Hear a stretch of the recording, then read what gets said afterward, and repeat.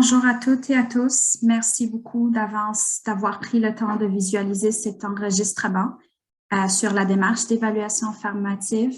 Je me présente au tout début. Je suis Fatima Belriti de chez PGF Consultant et ça me fait plaisir d'appuyer le réseau Franco Santé Sud Ontario dans le processus d'évaluation formative du projet Appui aux gestionnaires.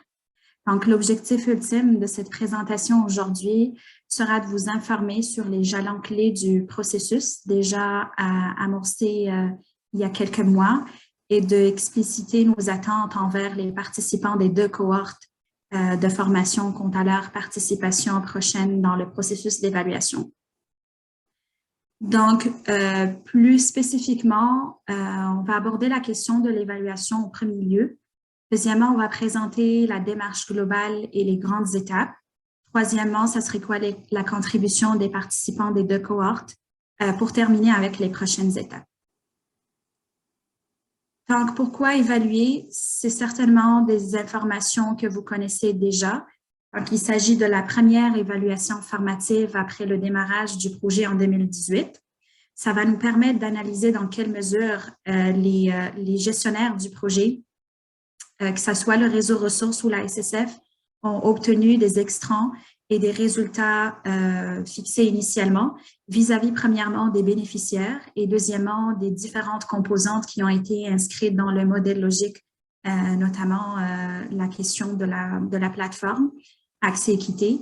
Et puis, l'évaluation à ce stade-ci va nous permettre aussi de fournir des éléments d'appréciation des résultats et des réalisations qui ont été obtenus jusqu'à présent, et puis d'identifier les leçons apprises durant ce processus pour justement voir s'il y a une nécessité d'ajuster les façons de faire et bien évidemment pour le bienfait du reste de la démarche.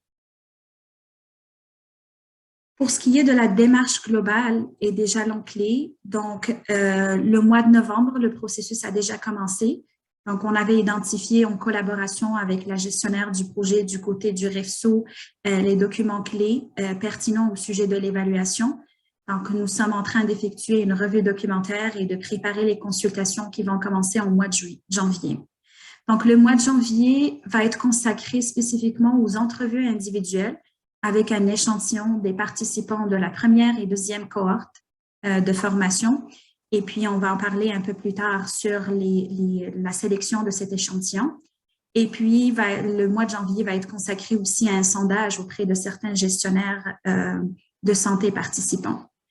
Donc, le mois de février va être consacré à son tour aux entrevues avec les membres de l'équipe de gestion, que ce soit au niveau du réseau Franco-Santé du sud de l'Ontario ou au niveau de la SSF. Des entrevues individuelles aussi avec les consultants qui ont appuyé les deux parties dans tout ce qui est conception et mise en œuvre du projet, et puis la compilation des données que nous allons analyser au mois de mars. Donc, le mois de mars va nous servir spécifiquement à travailler sur une première ébauche du rapport final, de le finaliser suite aux commentaires que nous allons recevoir, et puis de tenir une session de travail avec les gestionnaires du projet sur les recommandations et sur les ajustements que nous allons juger nécessaires pour le bienfait du reste de la démarche. Quant à votre contribution, et vraiment c'est le cœur de cette présentation aujourd'hui, puis c'est l'objectif ultime. Comme ce que je viens de dire au niveau de la démarche globale, les entrevues avec un échantillon vont avoir lieu au mois de janvier.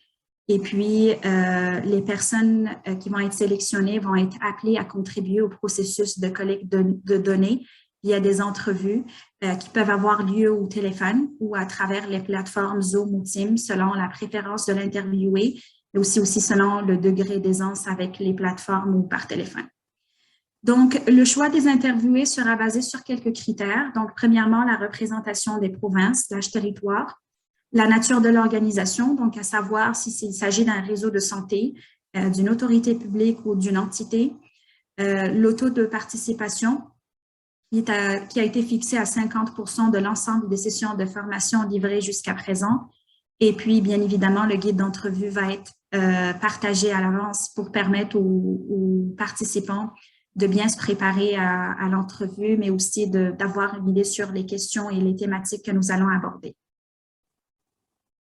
En termes des prochaines étapes, Donc, nous travaillons présentement sur un échantillon de participants et puis les personnes sélectionnées vont être certainement contactées. Ils vont recevoir une communication de la part des évaluateurs au sujet de l'entrevue. Le guide d'entrevue va être partagé au mois de janvier et puis nous continuons d'ici là à collecter les données aussi auprès des autres groupes cibles. Sur ce, ma présentation est terminée. Je vous remercie pour votre attention et je vous demeure bien évidemment à votre disposition pour tout complément d'information. Vous pouvez soumettre directement vos questions par courriel ou bien via le réseau ressources qui va certainement me la transférer. Et sur ce, je vous souhaite une excellente journée et merci encore pour votre attention.